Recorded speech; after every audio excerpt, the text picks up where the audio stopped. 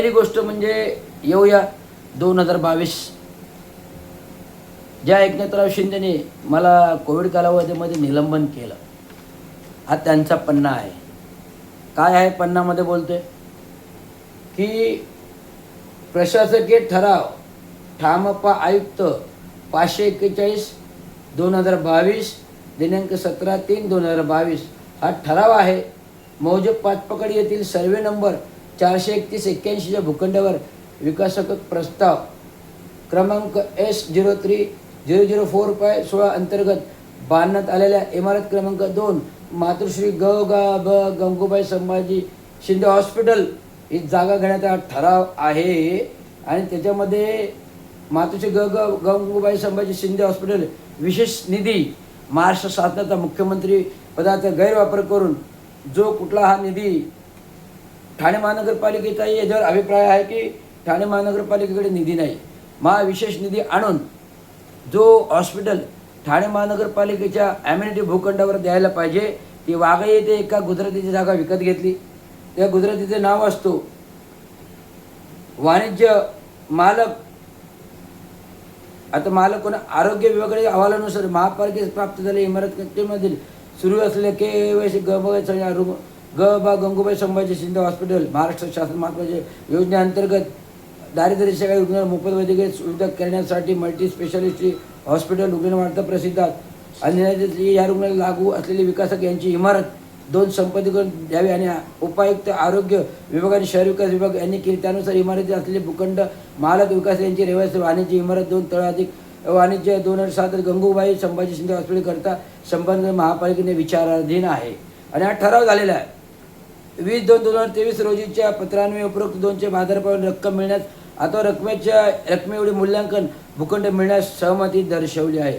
अनुषंगिक आयुक्त यांनी उपायुक्त इमारती वाणिज्य क्षेत्रामध्ये सभोवतालच्या मोकळ्या जागेचा क्षेत्रीय भूमी संपादन पुनर्वसन स्थापना वाजवी दराने 2013च्या शासन 12 मे 2015 रोजीच्या निर्णयानुसार अनुषंगाने कार्यालयाने प्रस्तावित 25/2023 पत्राने जिल्हाधिकारी कार्यालयाकडे दाखल केलेल्या प्रस्तावाच्या अनुषंगाने पत्र क्रमांक DDD आणि 19/5/2023 पत्रान्वये आकाशात अदा करायची रक्कम किती आहे? 19,43,72,290. 19 कोटी अक्षरी 19,83,72,200 रुपये मात्र. सदर रकमेत देय रकमेत 2% आस्थापना शुल्क 1% सुविधा शुल्क अशी एकूण 58,00,000 वरती 31,169 रक्कम येते. आणि टोटल एकत्रित रक्कम येते 20,02,03,419 रुपये मात्र एवढी रक्कम येते. आता उक्त रक्कम 2 भूमी संपादन प्रोत्साहन नियमावली TDR तरतुदीनुसार केत असलेल्या इमारतीच्या खरेदीपोटी जिल्हाधिकारी यांच्याकडे जमा करण्याकरिता रक्कम 20,02,03,405 उर्वरित बांधकामाचे 34,88,000 अक्षरी 34,00,000 रक्कम 20,36,91,662 खर्च संबंधित विकास यांना देणे आवश्यक असल्याने रक्कम महापालिकेने निधीमधून देण्याकरता भूखंड लेखा वित्त अधिकारी अभिप्राय घेतल्याचा मुख्य लेखा विभाग यांचे महापालिकेकडे आर्थिक स्थिती विचारात घेता उक्त नवीन आवश्यक रक्कम 20,36,91,000 रुपये निधी शासनाकडून उपलब्ध घेण्याकडे शासनाकडे मागणी करण्याबाबत अभिप्राय दिले आहेत. कारण महापालिकेकडे निधी नव्हता कोविड कालावधीमध्ये. आणि आत्ता पण 2022 आता मी शासकीय कार्यालयात होतो कार्यकारी अभियंता म्हणून. मी हे का देतोय? जर मला निलंबित केलं, कुठलं काही लेखाजोखा नाही, थेट निलंबन, तर आता मी फार पिसाटलेलो आहे. ज्याप्रमाणे भास्कर वाघमारेंनी माझी इज्जत काढली, सर्वसंपूर्ण हात आहे, तर आता मी तुमची एकेकाची इज्जतच काढणार. काय होईल ते जाईल, देखा जाएगा. स्वामी समर्थ भेऊ नकोस, मी तुझ्या पाठीशी आहे, हे मला सत्य उघडायला स्वामी समर्थ सांगतात.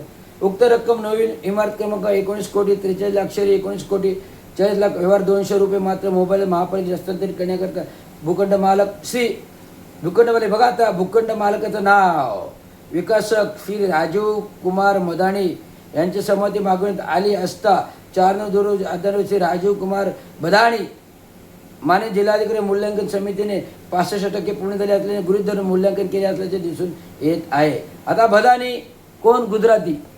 आता गंगूबाई संभाजी शिंदे हॉस्पिटल हे दाखवायला शासकीय सुविधा, पण खाजगी हॉस्पिटल.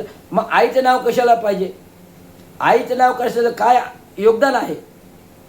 केवळ मुख्यमंत्री झाले म्हणून आईचं नाव, संडासाला पण आईचं नाव, मोबाईल शौचालयाला पण आईचं नाव. काय चाललंय महानगरपालिकेत? आणि हा निधी बधानी कोण? गुजराती जमीन घ्यायची काय? करायचा पैसा जनतेचा.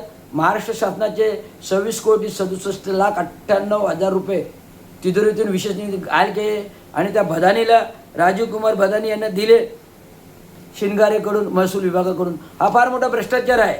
मुख्यमंत्री एकनाथराव शिंदे माजी या कार्यकालात झालेला भ्रष्टाचार आहे. आणि त्याबाबत उपमुख्यमंत्री एकनाथराव शिंदे हा राजीनामा देणे भाग आहे. मी एकनाथराव शिंदेना किती वेळा सांगितलेलं आहे, मी तुमचा विधानसभेचा फॉर्म जर मी मागे घेतला आहे तर मला विधान परिषद द्या. तुम्ही त्या कोण प्रहारचं कोण ते प्रहारचं कोण त्याला तुम्ही विधान परिषद देता. आमच्यासारख्या अभ्यासू माणसाला द्या ना. आम्ही जनसामान्यांचे गरिबाचे काम करू. शेतकरीचे काम नावाला, पण शेतकऱ्याला साधा पीक विमा नाही, लाईट बिल माफ नाही, कर्ज माफ नाही, काहीच नाही. आणि कोण हे प्रहारचे, त्यांना तुम्ही थेट विधान परिषद देता. मग आमचं बलिदान काय आहे? तुम्ही मला सस्पेंड केलं, मान्य केलं.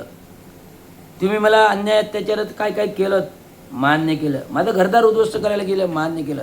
तुमची तक्रार ॲट्रॉसिटी आली, पण जाऊ दे, मुख्यमंत्री आहेत राज्याचे, उपमुख्यमंत्री, मान्य केलं. परंतु तुम्ही मला केवळ आयुष्यातून घरदाराकडून उद्ध्वस्त करायचा प्रयत्न केला होता.